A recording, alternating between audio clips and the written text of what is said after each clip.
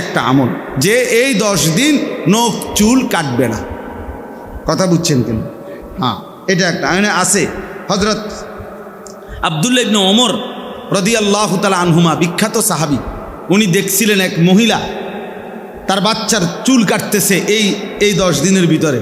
তো উনি পরিষ্কার বলছে, হে মা, যদি তুমি এটাকে কোরবানির দিন পর্যন্ত বিলম্বিত করতে কত না ভালো হতো, কত না ভালো হতো। অর্থাৎ সাহাবায়ে কেরাম বাচ্চাদের বিষয়েও এই খেয়াল রাখছেন। বাচ্চাদেরকেও দিন শেখানো উচিত। সাহাবায়ে কেরাম, হাদিসে আছে, সাহাবায়ে কেরাম মহিলা সাহাবীরা নিজেদের বাচ্চাদেরকেও অনুপযুক্ত বয়সেও রোজা রাখাইবার চেষ্টা করতেন। বলছে যে আমরা কাপড় দিয়া পেঁচাইয়া বাচ্চাদেরকে বিভিন্ন খেলনা বানায় দিতাম, আর যেন ঘুম পাড়ায় দিতাম, অথবা খেলনা ব্যস্ত করে দিতাম, আর এরই ফাঁকে সন্ধ্যা হয়ে যেত, তো তখন তাদেরকে আমরা ইফতার করাইতাম। মুসলমানের এক জামানা ছিল, মুসলমানের নারীর মূল ফিকির ছিল সন্তানের আখলাক, সন্তানের ঈমান, সন্তানের আমল। দুর্ভাগা নারীর এখন মূল ফিকির হলো অনেকাংশের সাজগোজ, গহনা, অলংকার, প্রসাধনী, মোবাইল, আর বাহিরে ঘোরা, আর ভ্রমণ, আর বিনোদন। যার কারণে অল্প বয়স্ক ছেলেও আজকে নিয়ন্ত্রণ হারা। অসংখ্য ছেলে পেলেদের চেহারার দিকে তাকাইলে বোঝা যায় মা বাবা, পরিবার, আদর্শ, পারিবারিক কোনো সম্পর্ক তার কারো সাথে নাই। সে নিজের মতো করেই বড় হইতেছে, তার ইচ্ছা মতো তার চুল, তার ইচ্ছা মতো তার জামা, তার ইচ্ছা মতো তার জামা পোশাক, তার হাসি, তার চলাফেরা, তার খানা খাদ্য, আহা, নিজের মতো করে। মুসলমানের ছেলে মাত্র 16 বছর বয়স, চেহারা দেখলে বোঝা যায় না যে তার কোনো বাপ আছে কিনা। না, বুঝাই যায় না। বাপ থাকলে তো তোর চুল এমন হইতো না বেটা, তোর বাপের চুল তেমন না বেটা, তোর বংশের কারো চুল তেমন না বেটা, তুই কার থেকে শুরু করলি এটা? এমন যদি হইতো যেটা আমার আব্বার থেকে শুরু হয়েছে, তাহলে ধর্মের তো কিছু নাই, আল্লাহর সাথে তো সম্পর্কও নাই, রসুলের সাথেও সম্পর্ক নাই, বাপ দাদার সাথেও কি নাই, কিচ্ছুর সাথে কোনো কিচ্ছু নাই, যে নাই, কিচ্ছু নাই, কিচ্ছু নাই। আগে তো কাফের বেঈমানরা কইতো মিয়া যে আমরা বাপ দাদার থেকে, মা আলফাইনা আলাইহি আবাআনা, আমরা আমাকে বাপ দাদার থেকে পাইছি এটা। আর এখনকার অপদার্থ তার বাপ মার লগত তার কোনো মিল নেই। আহা, হাইওয়ান মনে করছে জন্তু জানোয়ারের মতোই চেহারা। আর ইহুদি, খ্রিস্টান, মুশরিক, মুরতাদ, বেঈমান, ওদের মতো বেটা সাজগোজকে তোরা পছন্দ করলি বেটা। বেওকুফ, আহাম্মক ছাড়ার কিচ্ছু না বেটা। বদনসিব বেটা, বদনসিব বেটা। আত্মসম্মান যদি থাকতো তো আত্মমর্যাদা সম্পন্ন ব্যক্তি আগে ভাবে আমি কার মতো সাজতেছি, আমি কেন ওনার মতো হব, আমার চুল এমন হবে কেন, এর পিছনে যুক্তি থাকতে হবে। আমার এই পাঞ্জাবি এটা এমন কেন, আমার উস্তাদ, আমি ছোটবেলায় যার কাছে প্রথম পড়ছি, আজকে সারা বাংলাদেশের যিনি হেফাজতে ইসলাম বাংলাদেশের যিনি মহাসচিব, আল্লামা শায়েখ সাজিদুর রহমান, সারা বাংলাদেশের মুরব্বী। আমি ছোটবেলায় ব্রাহ্মণবাড়িয়া দারুল আরকাম মাদ্রাসায় পড়ছি ছোট্টবেলায়। তো আমি হুজুরে দেখছি জুব্বা পরে এই টাকনুর উপর পর্যন্ত। আজকে সেই থেকে 1992 সালে 93 সালে আমি দারুল আরকাম প্রথম ভর্তি হয়েছি, যে সময় মাদ্রাসা শুরু হয়েছে আমগরে দিয়া। সেই সময়ে এই জুব্বা পড়া অভ্যস্ত হয়েছি। আজ 44 বছর বয়সেও একই রকম পাঞ্জাবি পড়ি। আপনি আমার কোনোদিন দেখছেন ভিন্ন পাঞ্জাবি? তাইলে আমার এটা আদর্শ আছে। আমি কেন দাড়ি রাখছি? আমার রসুল সাল্লাল্লাহু আলাইহি ওয়াসাল্লাম দাড়ি লম্বা করতে বলছে। আমি মুছ ছোট করলাম কেন? তো রাসূলুল্লাহ সাল্লাল্লাহু আলাইহি ওয়াসাল্লাম মুছ ছোট করতে বলছে। মুছ ছোট করতে হবে, বলেন? ঠিক আছে, আজকে রাতের ভিতরে ঠিক করবে। মুছ ছোট করা রাসূলুল্লাহ সাল্লাল্লাহু আলাইহি ওয়াসাল্লামের আদেশ। এটা কাসসুশ শারিব, এটা আদর্শ থাকে ভাইয়া। আমার এই টুপি আমি ঢালকানগর হজরত, বাংলাদেশের শ্রেষ্ঠ বুজুর্গ আরিফ বিল্লাহ হজরত মাওলানা শাহ আব্দুল মতিন বিন হুসাইন দামাত বারাকাতুহুম, আমি হজরতের সোহবতে 2008 সালে ঘনিষ্ঠভাবে 1 মাস রমজান পুরা ছিলাম। তখন আমি হজরতের এই টুপি হজরত মাথায় দেয়, ওই সময় আমি এই টুপিতে, আগে গোল টুপি পরতাম, এরপর হজরত থেকে এটা পছন্দ হয়েছে, তো এই টুপি পরি।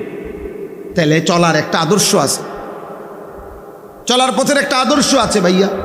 আমার জীবনের একটা হিসাব মিলাই আমি তোমারে বললাম, তুমি বলো তোমারটা, তুমি বলো মিয়া, তোমার ধর্মের সাথে তোমার সম্পর্ক কি? আল্লাহর সাথে সম্পর্ক কোথায়? রাসূলুল্লাহ সাল্লাল্লাহু আলাইহি সাল্লামের সাথে সম্পর্ক কোথায়? মা বাবার সাথে, বংশের সাথে সম্পর্ক কই?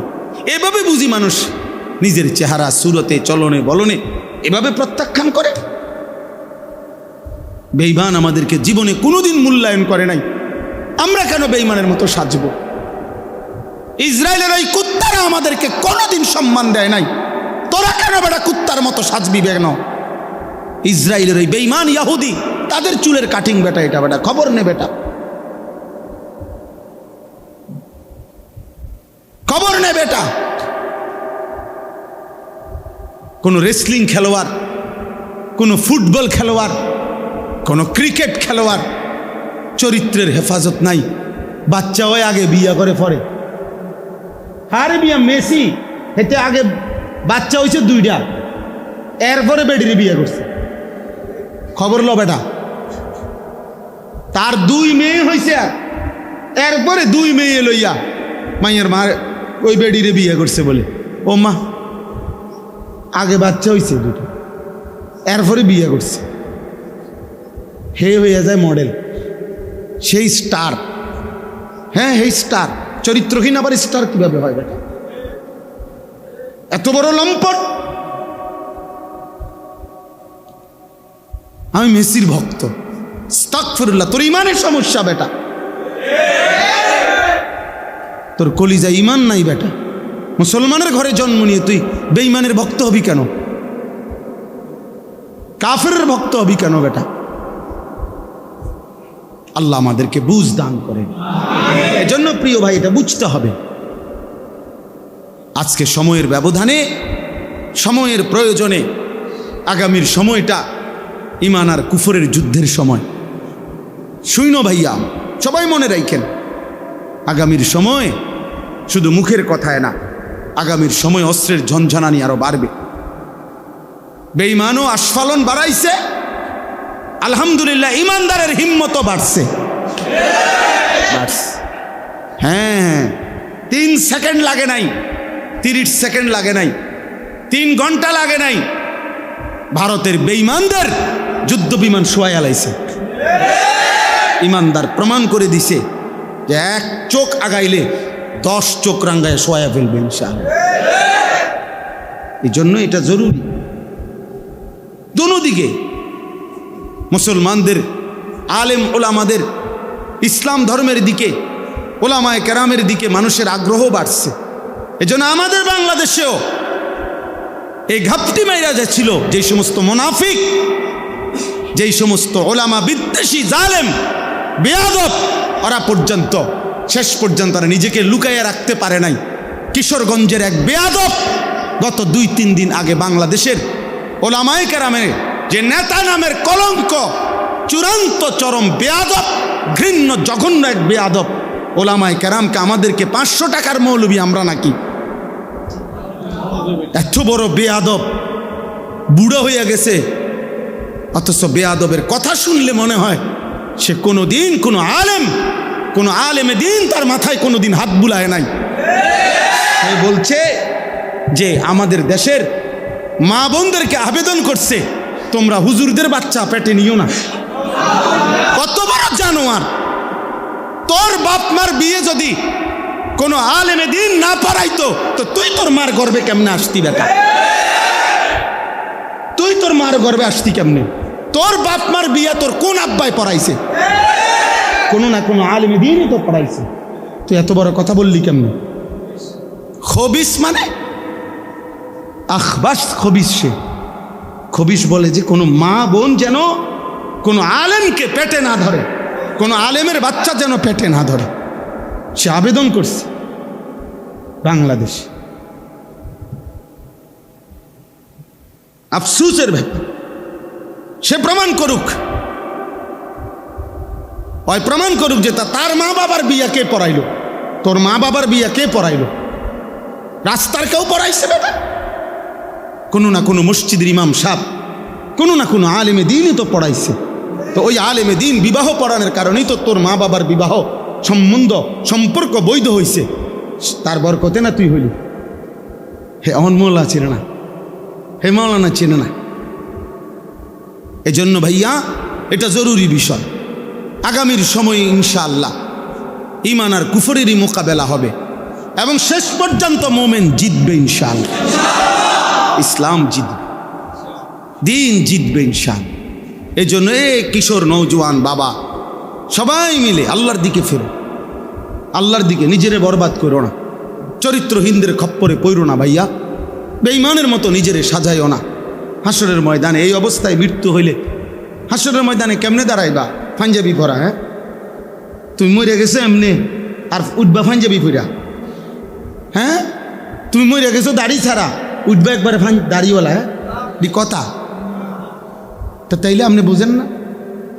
সারা রাত উলঙ্গ ছবি দেখে শরীর না পাক করে যদি তুই বেটা আর রাত্রে যদি ভোর না হয়, কোনো অদৃশ্য বোমার আঘাতে যদি তুই উড়ে যাস, তা হাসরের ময়দানে কেমনে দাঁড়াইবা? তাহাজ্জুদের সেজদায়। আল্লাহ বুঝার তৌফিক দান করে, এটা আমাদের জন্য জরুরি। এই জন্য আমরা ইনশাআল্লাহ জিলহজ মাসের এই সময়টুকু সহ আমাদের জিন্দিগি আমরা আল্লাহর হুকুমের উপরে আনবো ইনশাআল্লাহ। বাকিটা শুধু পড়ে শুনাই। 2 নাম্বার, রাত্রগুলোতে বেশি বেশি জিকির তসবিহ পাঠ করা। 3 নাম্বার, প্রথম 9 দিন রোজা রাখা টানা। জিলহজের প্রথম দিন থেকে কোরবানির আগের দিন পর্যন্ত 9 দিন রোজা রাখার চেষ্টা করা। প্রত্যেকটা রোজাতে এক বছরের নফল রোজার সওয়াব মিলবে। 4 নাম্বার, আরাফার দিন অর্থাৎ কোরবানির আগের দিন 9 জিলহজ রোজা রাখা। এটা বিশেষ, অর্থাৎ কোরবানির আগের দিন বিশেষভাবে ওই দিন রোজা রাখার সর্বোচ্চ চেষ্টা করা। নবীজি সাল্লাল্লাহু আলাইহি সাল্লাম বলছেন, ওই দিনকার রোজায় আমি আল্লাহর কাছে আশাবাদী, আইয়ুকাফিরাস সানাতাল্লাতী ক্বাবলাহু ওয়াস সানাতাল্লাতী বা'দাহু। আল্লাহ তাআলা পিছনের এবং সামনের, এই সামনে এবং পিছনের 2 বছরের গুনাহ মাফ করে দিবেন। এজন্য তোমরা রাখো রোজা। যুবক ছেলে তোমরা রোজাই রাখো। তোমরা অনেক ছেলে পেলে মনে করো আমরা পোলাইন মানে আমরা কি আমল দিয়ে আমরা কি দিই? তোমরা আমল দিয়ে কি দিও? তোমরা মোবাইল টিপা বই কেবল বেডি চাইবা আর তামসা করবা। তোমরাই তো আমল করবা মিয়া। শরীরে স্বাস্থ্য সামর্থ্য যার, সেই তো কি করবে? 90 বছরের বয়স্ক মানুষটার উপরে কেমনে আমল চাপায় দাও? আমল তো করবেই তাগড়া নওজোয়ান। আল্লাহ তৌফিক দান করেন। রোজায় খুব উপকার, রোজায় খুব উপকার ভাইয়া। প্রতি সোমবারে রোজা রাখো যুবক, দেখবা ইনশাআল্লাহ চরিত্র সুন্দর হবে, লজ্জাস্থানের চাহিদা কমবে, শাহওয়াত কমবে, নারীর প্রতি সারাক্ষণ আগ্রহ কমে আসবে, চরিত্রে হেফাজত হবে। বৃহস্পতিবারে রোজা রাখো। আল্লাহ নবী নববী ঔষধ, এটা প্রেসক্রিপশন। আল্লাহ নবী সাল্লাল্লাহু আলাইহি ওয়াসাল্লাম বলছেন, নিশ্চয়ই রোজার মধ্যে নিজের যৌন শাহওয়াত প্রবৃত্তি, যৌন চাহিদা দমনের কার্যকর প্রতিষেধক। আল্লাহ তৌফিক দান করেন। 5 নাম্বার, তাকবীরে তাশরিক পড়া। আল্লাহু আকবার, আল্লাহু আকবার, লা ইলাহা ইল্লাল্লাহু আল্লাহু আকবার, আল্লাহু আকবার, ওয়ালিল্লাহিল হামদ। 9 জিলহজ মানে কোরবানির আগের দিন ফজর থেকে 13ই জিলহজ কি পর্যন্ত? আসর পর্যন্ত। ঈদুল আজহার নামাজ পড়া কোরবানির দিন। 7 নাম্বার, কোরবানি করা। 8 নাম্বার, ঈদের দিন ও আইয়ামে তাশরিক মানে ঈদের পরের 3 দিন, এই 4 দিনে রোজা না রাখা। মানে ঈদের দিন, কোরবানির ঈদের দিন, আর কোন দিন? পরের 3 দিন, এই 4 দিন কি না রাখা? আল্লাহ নবী সাল্লাল্লাহু আলাইহি সাল্লাম বলছে, আইয়ামুত তাশরিক আইয়ামু আকলিন ওয়া শুরবিন ওয়া যিকরিল্লাহ। নবীজি বলছেন, এই আইয়ামে তাশরিক মূলত ওই 3 দিনকে বলে। 11, 12, 13 এই 3 দিন হলো খাদ্য পানীয় এবং আল্লাহর জিকির, আল্লাহর বন্দিগির সময়, অর্থাৎ রোজার সময়। তাহলে আল্লাহ তাআলা বান্দাকে যেমন রোজা রাখতেও বলছেন, রোজা না রাখতেও বলছেন। তাহলে আল্লাহ তাআলার হুকুমের কুদরতের এটা একটা বৈশিষ্ট্য, আল্লাহর আদেশের, যে কখনো করতেও বলছেন, কখনো ছাড়তেও বলছেন। কাজেই এতটুকুই কথা। আজকের এই ইসলাহি মজলিসে আমরা দুইটা কথা বললাম। এক নম্বর কথা হইল, প্রিয় ভাই কিশোর নওজওয়ান, দমক দিলেও মনে রাখো, দমক মাকসাদ না, তোমারে মনে করানো মাকসাদ। তুমি কোনোভাবে তোমরা এই যে কয়জন ছেলে তোমরা এই চুল স্বাভাবিক করো, ভালো হবে। আমি বললাম চুলের ফ্যাশন, পুরুষের সৌন্দর্য, এটা পৃথিবীর কোথাও নাই। তুমি খবর লই, পুরুষ চুল নিয়ে ব্যস্ত থাকবে, এটা বিশ্বাস করো, আমার কথা মনে থাকলে মনে রাখো, এটা তার ভিতরে মূলত মেয়েলি স্বভাব বেশি, এই জন্য কাপুরুষে। কারণ চুল নিয়ে বেশি ব্যস্ত থাকা, এটা বেডুইটটা খাচ্ছ,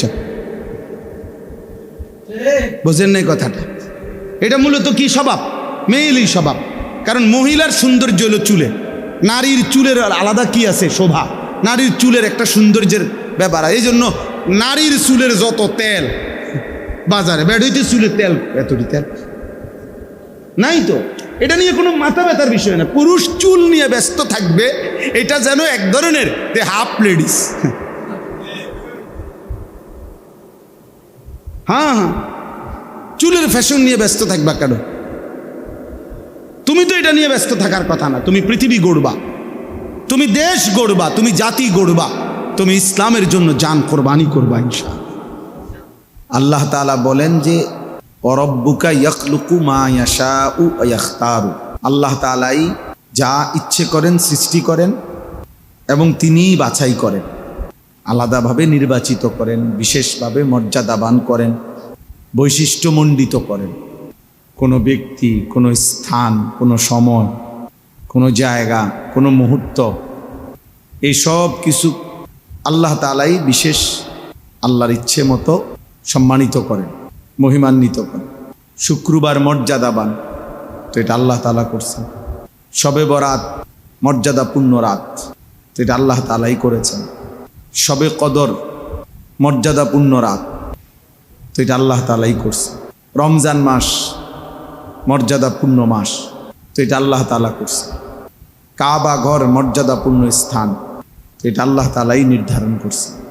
মসজিদে হারাম মর্যাদাপূর্ণ মসজিদ, তো আল্লাহ তাআলাই নির্ধারণ করছেন। তাইলে আল্লাহ তাআলাই স্থান, ব্যক্তি, সময় ইত্যাদিকে আল্লাহ তাআলা তার ইচ্ছে মতো বাছাই করেন, বিশেষ কোনো সম্মান, মর্যাদা, ইজ্জত দান করেন। সমস্ত আম্বিয়া আলাইহিমুসসালাম, নবীগণ আল্লাহ তাআলাই নির্ধারণ করছেন। আল্লাহু ইয়াসতাফি মিনাল মালাইকাতি রুসুলান ওয়া মিনান নাস, আল্লাহ তাআলা বলেন যে আল্লাহ তাআলাই মানুষের মধ্য থেকে এবং জিনদের, ফেরেশতাদের মধ্য থেকে রসুল নির্বাচিত করেন। অর্থাৎ কে কে রসুল হবে, নবী হবে, এটা বাস্তবিক অর্থে আল্লাহ তাআলাই নির্ধারণ করছেন। কোরআনুল কারীমের মধ্যে আছে সুম্মা আওরাসনাল কিতাবাল্লাযীনা ইসতাফাইনা মিন ইবাদিনা, আমার রসুলের পরে যুগে যুগে কারা কোরআনুল কারীমের উত্তরাধিকার হবে, সেই হাফেজ, আলেম, যাদের সিনার মধ্যে আল্লাহর কোরআন থাকবে, আল্লাহ বলেন এদেরকে আমি আল্লাহই যুগে যুগে বাছাই করে থাকি। ইসতাফাইনা, আল্লাহ বলে আমি বাছাই করেছি। ইয়াসতাফি, আল্লাহ বাছাই করেন।